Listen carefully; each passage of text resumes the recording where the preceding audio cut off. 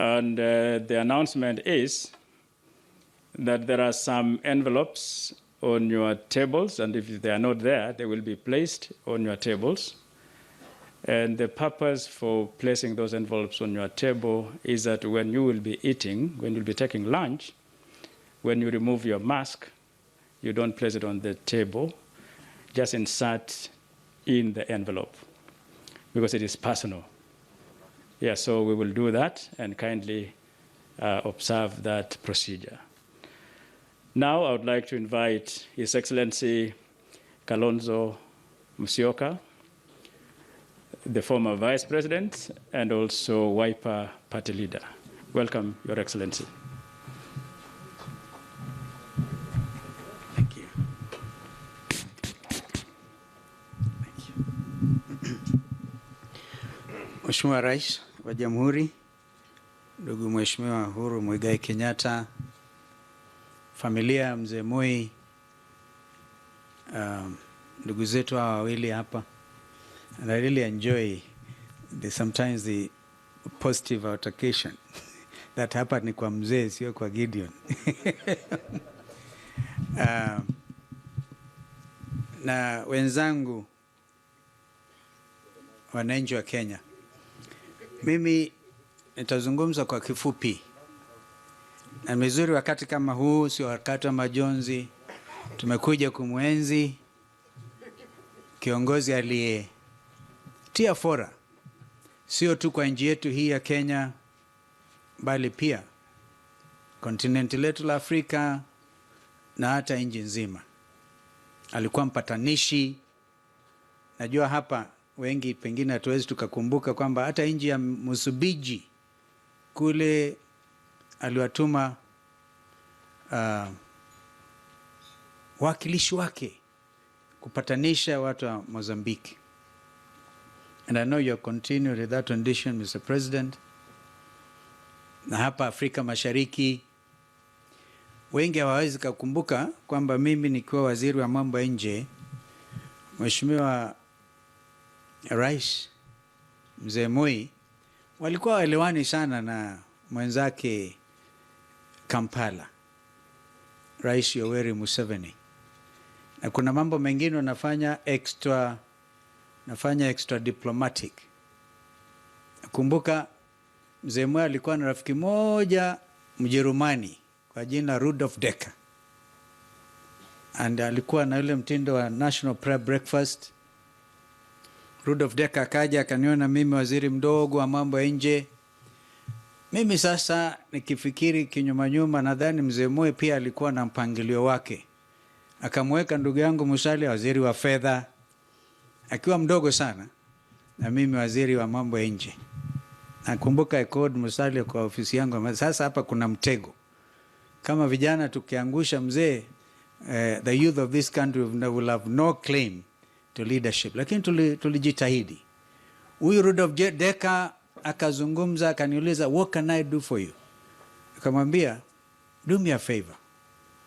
Kwa sababu Museveni na Moi waelewani, mimi nakutuma tu uende muone Museveni, muulize kwa heshima, achukue simu ampigie Moi. Kwa sababu hata kimila umri, heshimu tu umri.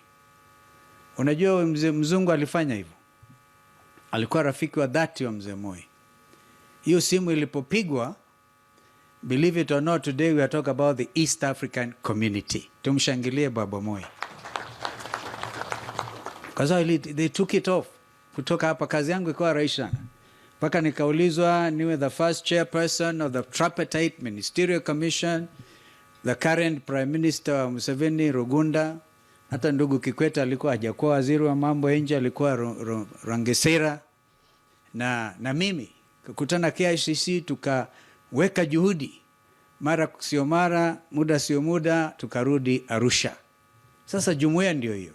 Sasa hivi katika all public functions tunaimba nyimbo, wimbo wa taifa, vile vile wimbo wa Afrika Mashariki. Jumuiya hiyo na nyinyi Mheshimiwa Uhuru na wenzako mkadumisha. Tuwawepa heko. Kwa hivyo wakati huu wa kuzungumza kumwenzi Mzee Moi, I think it's also good now I speak a bit about what my colleagues have said. You have actually honestly tried, Mheshimiwa Uhuru. We congratulate you. We really do. Yani unatukanwa kiajabu ajabu. And you take it in stride. Hata wengine wanaokutukana ambao wengine wanakuonea ama kukutakia mabaya, wao wenyewe wanaosema dynasty na mahasla, if I remember, kwa sababu ni wakati kukumbuka, ama sivyo? Nakumbuka mimi nilikuwa organizing secretary wa KANU. Kwa hivyo Ephraim Maina, I remember when Mzee Mudavadi gave you your certificate. You are a life member. Actually I was organizing secretary, Mzee Mudavadi was the secretary general. Alafu ikafika wakati NDP wanajiunga na KANU. Ndugu Raila huyo akaja. Nani alikuwa the main person wa kuunganisha NDP, Raila na KANU? Was huyu ndugu mwingine William Samoei Arap Ruto in the office of the president. Ukweli tuseme ama tuseme? Yani huyo ndiye alikuwa engine ya kuunganisha KANU na NDP. Na katika hali hiyo ya kuunganisha, mengine ajabu tokea. Kwa hivyo mimi ningekuwa ndugu William Ruto, ningemheshimu sana Rais Moi, because he made you who you are today. Lazima tuseme ukweli huu. Kwa sasa kama unashambulia kusema familia ya Moi ni dynasty, wewe ulikuwa uko ndani. In effect, you are more of a son than Gideon, if I remember.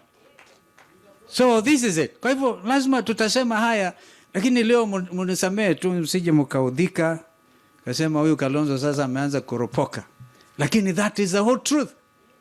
You cannot afford to antagonize your people and create class wars and radicalize the youth. Yani una radicalize wengine kiasi kwamba kijana kama Osoro anatoka kwa matanga, mheshimiwa amechaguliwa na kura, anamshambulia mwenzake akiwa kwa jukwaa, na hapa kuna jeneza. Muundo upi huyo wa kisiasa? Yani you radicalize even a member of parliament, because between huyo Osoro alikuwa radicalized, anamshambulia Harati, naye Harati ni uppercut. Maajabu haya. Kwa hivyo tuache mambo ya kuradicalize each other. Tukumbuke sisi kwanza ni Waafrika, ama sivyo? Mambo ya ajabu haya. Akaja hiyo kijana wetu, na hapa Mheshimiwa Rais naomba unisikilize. Kijana wetu anaitwa Michael Mbuvi Sonko. Kijana kutoka huko mahali mimi nimezaliwa. Na kuomba niachie kijana, amekutusi sana. Kwa niaba ya wale ambao wana majina ambao wanaona ni kijana yetu, tuomba msamaha. Akimaliza these episodes kama ile ya Kamket. Hizo episodes ikiisha, we will yet mentor him for you. We will mentor him. But you have shown great heart. Kwa hivyo usiyashikilia haya maneno, because we have to build this nation. Sometimes it will be tough, but our vijana will still mentor them. We will yet mentor them. So Mheshimiwa Uhuru, I want to thank you. Na mimi niulize wenzangu, two things alafu nimalize in English. You remember I was a foreign minister under Mzee Moi. And then Mzee Moi was very kind. In fact, I don't know whether you do that, President Uhuru. Yani unachukua simu unampigia ndugu namwambia, I'm going to appoint you a minister. That was a tradition in the Westminster model. I remember we came back from a foreign trip in Cyprus. I was Minister for Education. Mzee Moi ameona nimesumbuliwa na walimu, nilikuwa foreign minister, nikaenda education. Akaniambia, between Cyprus and Nairobi, Stephen, I give you a choice. You can either come to my office or go to the Ministry of Information and Tourism. Nikamwambia mzee, wacha nifikirie tukifika nyumbani. I chose not to go to his office because I was fearing maybe atanilazimisha niseme unga Uhuru mkono. We must make these confessions. Na ndipo sasa mwishowe at least Uhuru akabaki na ndugu huyo Mudavadi. Tunawashukuru sana. When we do these things and we have to build a nation, It's amazing. He would do that when he loves. He looked at us as his children. But then, it has been said, Mzee was always, not only the building of the African Inland Church, where I'm actually a member, and our Bishop Abraham Mulo is here, that tradition, the family, the African Inland Church, the Milimani congregation, which has now become a big cathedral, efforts zote hizo za Mzee Moi. And I can tell you, as his foreign minister again, we're on a foreign flight back to Nairobi, arriving 6 o'clock in the morning. Before landing at Jomo Kenyatta, Mzee Moi will take his Bible and have his quiet time before the flight begins to descend. This was a man who sincerely worshipped. Yani ikiwa ni mambo ya imani na Mzee Moi, believe you me, and finally crowned it, as we heard from Bomet family, when he said, you know, forgive. And therefore I believe Mzee Moi is dancing with the angels. Because he had nothing. He kept nothing kwa roho yake. But then the last one, so I can now take my seat. Njaa ndio hiyo. Lakini Gideon, what do you expect? You ask us to come to Kule na tusherehekee. You may remember a trip to Auckland. That year was very tough, in 1995. Wangapi wanakumbuka story ya Auckland? Wanakumbuka the Bull of Auckland? Kwanza kijana moja, the late Mheshimiwa Ndilinge, when we came back, he took a Bible, went to Ukambani and said, I'm no Bull of Auckland, I'm Bull of Ukambani. But that was a story. I remember that time, and Dasali was there, and the comptroller at the time, we were all there, difficult moments. Ken Sarawiwa had just been killed in Nigeria. Mandela has just come in with a lot of moral authority. And now, Nigeria was expelled from the Commonwealth. But that was a day after we went through a very difficult moment as a Kenyan delegation. We even threatened the foreign minister of New Zealand. I'm going to advise my president, we leave. So Mzee akaniandikia, when I briefed him, he was very good. The teacher he was, excellent handwriting. One of the things that has happened these days, watu wamesahau kuandika. It used to be anaandika kwa blackboard or green board, beautiful handwriting. But with his green pen, akaniandikia, Stephen, when troubles come, they don't come singly. You may want tafakari hayo. Then we were in Addis Ababa for an AU summit, and Mzee held the dignity of this country. And he could not sell his nation.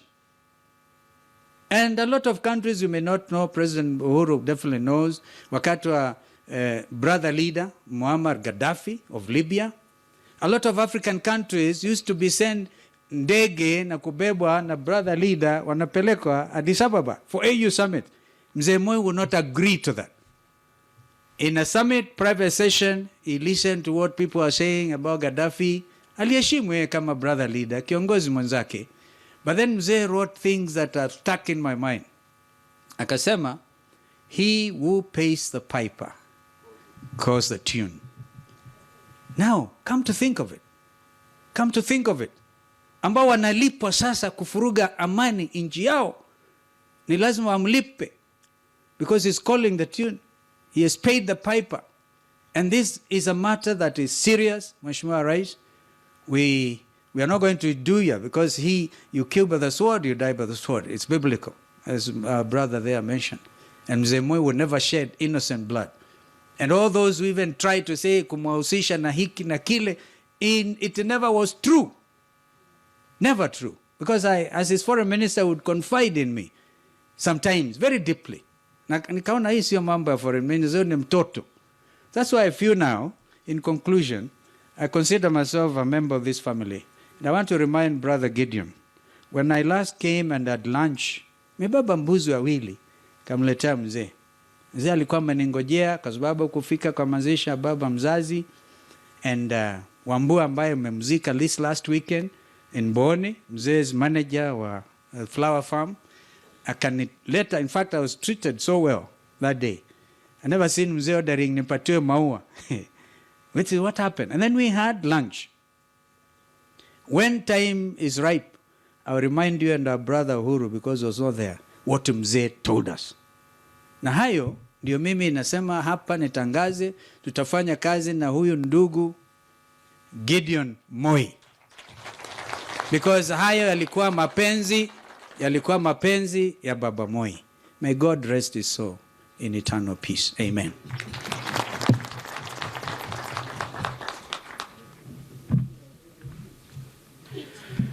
Thank you very much, Your Excellency Stephen Kalonzo Musyoka.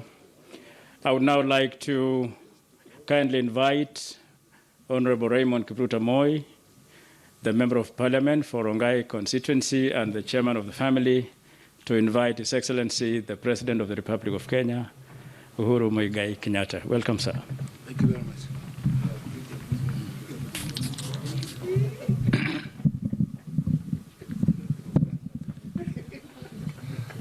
Thank you very much, Professor Kiplagat.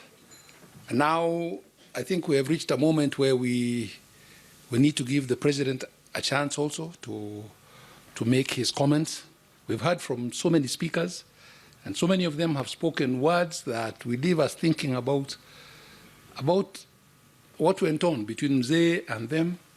And these are beautiful words. We'd like to thank all of you. Those of you who stood here and spoke, we'd like to thank all of you very much. You spoke so well, and I think Kenyans are listening.